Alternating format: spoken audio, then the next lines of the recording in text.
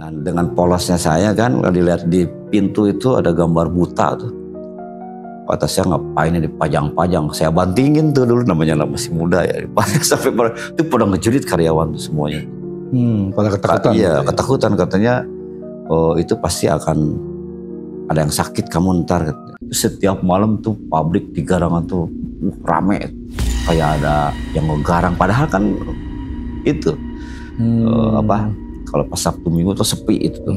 Kan Sabtu Minggu tuh kalau masalah dulu libur lah. Karyawan libur. Ya. Pas malam Minggu apalagi tuh gomrang. Terus drum, kedengarannya digusur drum besar tuh. Nah, pintu saya digini tak. Malam tuh seperti itu diketok. Tapi saya nggak ada rasa takut. Dulu itu nggak ada rasa takut karena saya nggak percaya sama goib dulu itu.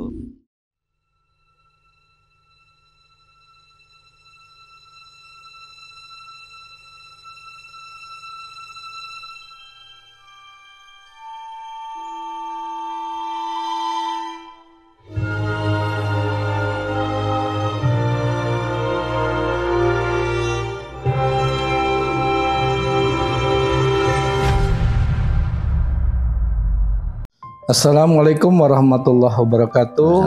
Salam jumpa kembali dengan saya Mang Agus, pesan di balik misteri. Seperti biasa pemirsa, saya sudah ditemani bersama Ustadz Ridwan Barsa yang akan bercerita mengenai kisah menyelamatkan orang dari tumbal pesugihan. Bagaimana kisahnya? Kita tanya saja bersama narasumber kita, yaitu Ustadz Ridwan Barsa. Assalamualaikum warahmatullahi wabarakatuh. Bagaimana nih kisahnya Pak Ustadz mengenai perjalanan kisah Ustadz menyelamatkan yang ingin orang itu dijadikan tumbal? Ya. Assalamualaikum warahmatullahi wabarakatuh. Waalaikumsalam warahmatullahi wabarakatuh. Alhamdulillahirabbil alamin, hamdan yuafi ni'amahu wa yukafi mazidah. Ya rabbana lakal hamdu kama yanbaghi li jalali wajhikal karim wa li 'azimil sultan. Amma ba'd. Allahumma shalli wa sallim wa barik ala sayyidina Muhammad wa ala ali sayyidina Muhammad. Jadi kisah tema kali ini ya, mudah-mudahan para pemirsa tidak bosan dengan saya, karena memang banyak pengalaman yang dialami oleh saya, dan bahkan ini saksi hidup masih ada. Ya, yang diselamatkan sama saya sekarang, masih nanti kita akan undang ya orangnya, dan sekarang alhamdulillah sudah sehat lah ya. Itu hampir-hampiran memang. Cuman ini ada kisah satu juga, ini terjadi di Jawa Barat. Saya tidak sebutkan ininya karena takutnya ada yang kurang bagus ya untuk didengar nanti. Ini terjadi adalah salah satu orang yang melakukan pesugihan hingga setiap tahunnya itu makan korban. Termasuk saya lagi muda, masih bujangan, belum jadi ustadz nih. Belum jadi, itu masih tahun 91, 92, 93 saya kerja di pabrik gitu.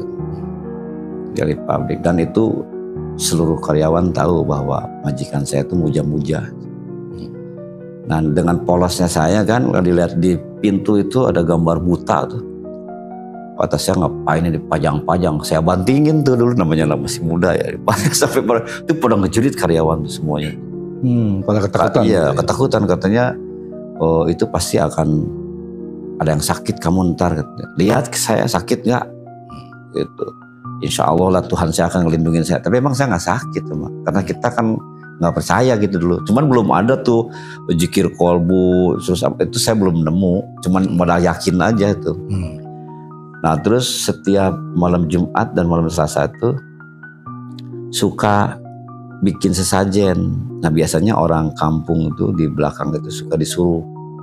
Kata saya, sama saya aja nih, gitu. Kok sama saya aja lah, saya juga bisa gini-gini. Padahal saya ngincer daging ayamnya, Mas. Jadi saya tuh di Garangan nyedorin gitu ya. Nanti saya yang bawa itu. Jadi sambil lihat karyawan belakang, nggak ada yang lihat.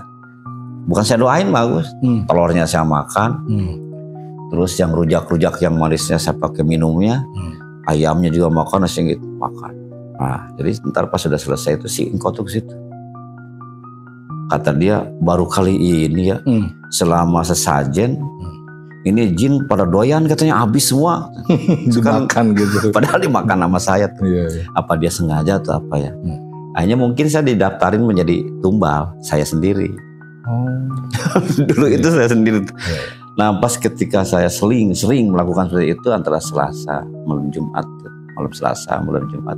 Setiap malam tuh pabrik di Garangan tuh rame, kayak ada yang ngegarang. Padahal kan itu kalau pas Sabtu Minggu tuh sepi itu tuh. Kan Sabtu Minggu tuh kalau nggak salah dulu libur lah. Karyawan libur. Ya. Pas malam Minggu apalagi tuh gombrang. Terus drum, kedengarannya digusur drum besar tuh. Nah pintu saya digini tak. Malam tuh seperti itu. Diketok. Tapi saya nggak ada rasa takut. Dulu itu nggak ada rasa takut karena saya nggak percaya sama goib dulu itu. Gak ada rasa takut. Gara-garanya saya nggak percaya sama goib itu. Dulu saya penakut dulunya lagi kecilnya itu. Nah karena sering ditakut-takutin saya sampai sakit 3 hari 3 malam. Akhirnya di situ saya nggak percaya. Jadi karena saya ditakut-takutin sama masyarakat. Akhirnya saya sampai sakit 3 hari 3 malam itu demam. Karena kelihatan ternyata itu saudara saya sendiri nakut-nakutin. Sampai mama saya juga pernah marah gitu ya. Nah karena gara-gara itu hanya saya nggak percaya sama yang goib-goib itu. Jadi kalau ada yang di tempat gelap kan belum masuk listrik dulu, saya tempat gelap udah lihat saya udah pasti bawa batu yang gede tuh. Jadi pas sudah ngelihat musa gini taruh buang gitu. Disambit gitu. Iya mau saya sambitin. Nah suatu saat itu kerja di Bandung itu. Jadi udah ketok-ketok pintu, tok jam 1, jam 2. Saya udah di pintu gini nih. Dia pas tok saya buka, nggak ada siapa-siapa. Ntar ditutup lagi, tok nggak ada siapa-siapa. Tapi saya keluar, semua itu karyawan nggak ada yang keluar. Saya keluar di ini diem di luar tuh nungguin. Nggak ada suara-suara, pas saya masuk rame lagi. Seperti itu. Nah lama kelamaan saya sakit tuh. Saya sakit di situ tiap malam katanya ngigo. Nah kata supir kan ibu saya juga situ, mending bawa pulang. Ngigonya apa tuh? Jadi kalau kata mama saya, cuma saya kan nggak sadar ya. Jadi kalau setiap malam tuh, awas mah, gitu ke ibu saya tuh.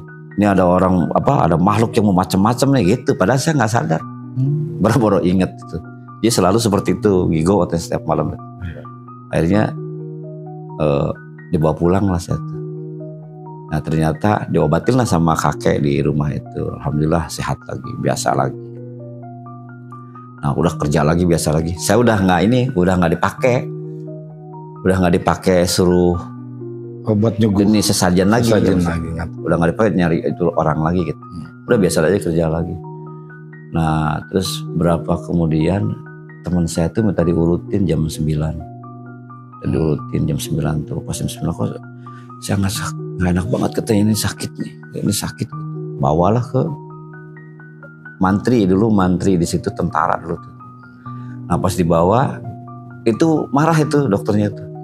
Kenapa nih baru dibawa katanya nih? Dia udah harus ke rumah sakit gitu. Ternyata hatinya busuk katanya. Kayaknya meninggal teman saya tuh. Nah dari situ saya tuh marah besar itu. Sampai suruh keluar semua sampai nyisa 6 karyawan. Gitu saya. Soalnya emang tiap tahun itu darah itu masa jalanan naik tuh setiap tahun yang kelindes kepalanya depan satpam, ntar darahnya ngalir ke pabrik.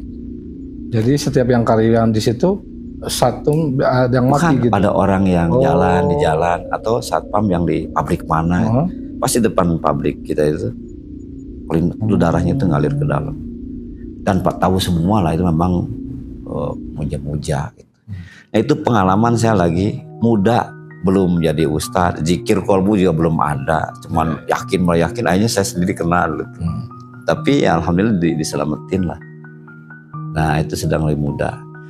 Nah setelah saya mendapatkan ilmu, kemudian dapat zikir kolbu, kemudian pendidikan agama dimatengin gitu ini, karena ada pengalaman itu, kemudian dengan kita sering bercumbu dengan Allah itu, jadi ada apa namanya? Jadi bisa untuk ini. Jadi dengan bacaan-bacaan yang sering kita baca itu ternyata bisa untuk nolong orang gitu. Nah, akhirnya saya waktu itu ada kejadian ada 4 orang yang mau ditumbalin. Nah, ternyata itu sudah sekitar tahun berapa ya, sudah sekitar 2013 lah. Mendapatkan hidayah itu Ustadz. Ya, bukan, kalau zikir kolbu kan masuk tahun 97 tuh. Kalau yang kejadian itu kan 91, 92 lah situ tuh.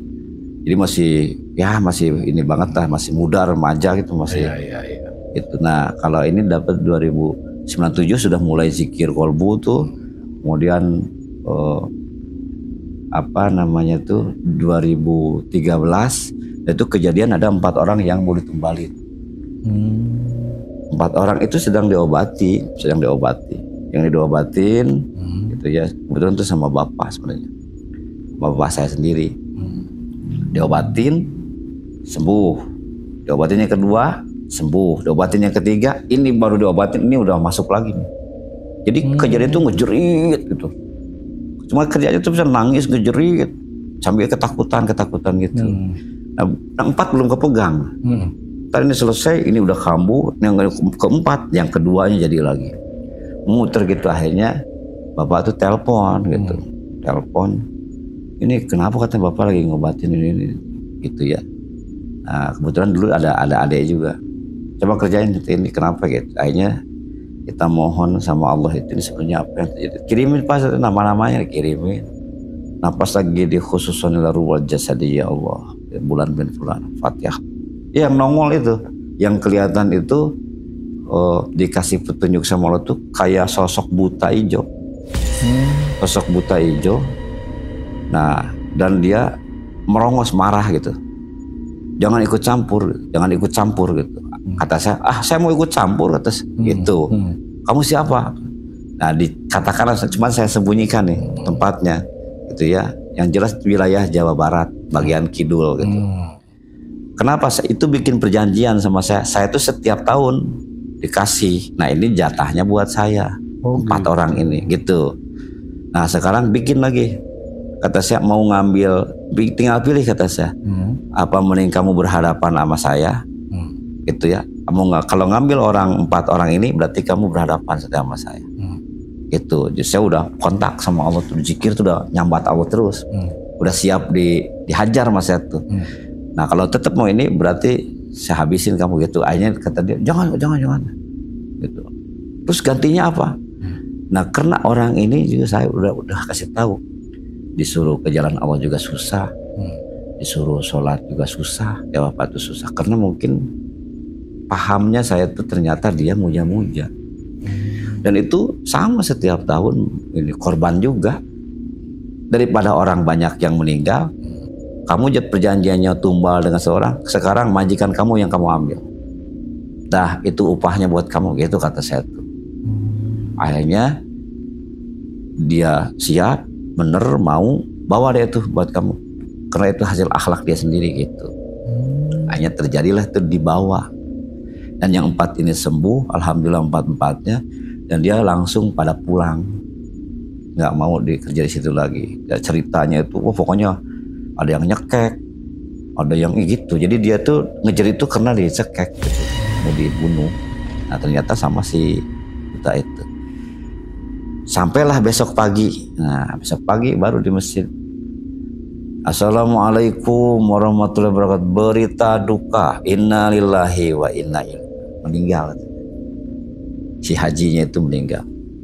Dia punya segalanya itu ya. Sampai ada yang kurang ini, dia habis lagi deh hartanya seperti itu, habis lagi. Nah, itu kejadian yang kisah nyata saya.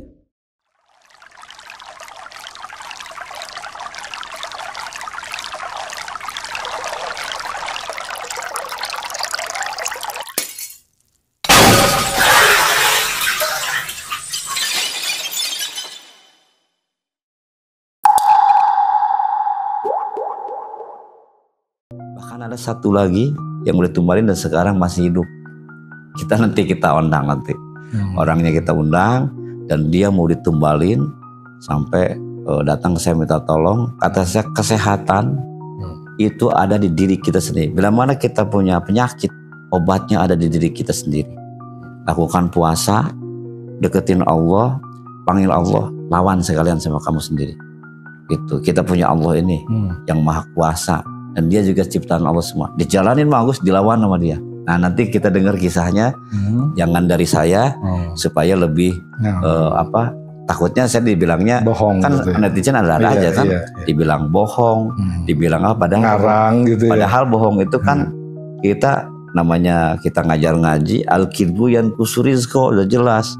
Berbohong itu akan mengurangi rizki. Kita ngadain podcast ini hanya bertukar pengalaman agar senantiasa para netizen itu mengambil hikmahnya, jangan kesini gitu, jangan kesini jalannya gitu. Saya ingin menyumbangkan pengetahuannya agar menjadi orang yang keimanan ketakwaannya itu betul-betul diterima oleh Allah Subhanahu Wa Taala melalui dari pengalaman saya.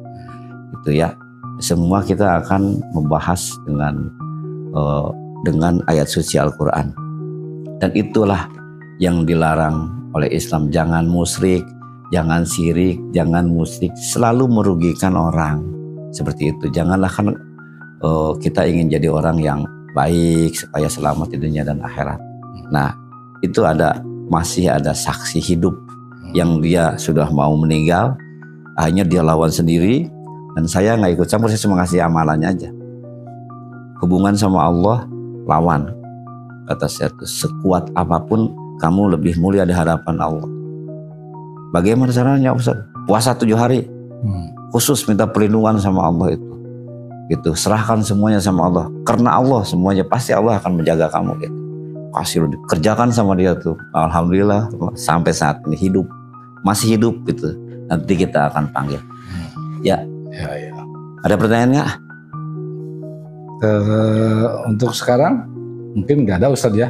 Nanti kita tunggu aja ya pemirsa kisah selanjutnya mengenai saksi hidup yang akan ditumbalkan. Kita tunggu aja kelanjutannya. Iya. Ingat, jangan lupa pemirsa, itulah kisah yang telah diceritakan oleh Ustadz. Marilah kita sama-sama ambil hikmah di balik semua ini. Jangan lupa selalu tonton podcast kami, like, share, dan subscribe. Mudah-mudahan dengan banyak tontonan ini kita selalu dibimbing ke jalan yang benar. Amin ya Allah ya Rabbal Alamin. Ingat, keselamatan dan kesuksesan ada di tangan kita dan bukan di tangan orang lain. Terima kasih. Mohon maaf yang sebesar-besarnya. Assalamualaikum warahmatullahi wabarakatuh. Waalaikumsalam. Terima kasih Pak Ustadz. Ya, sama-sama.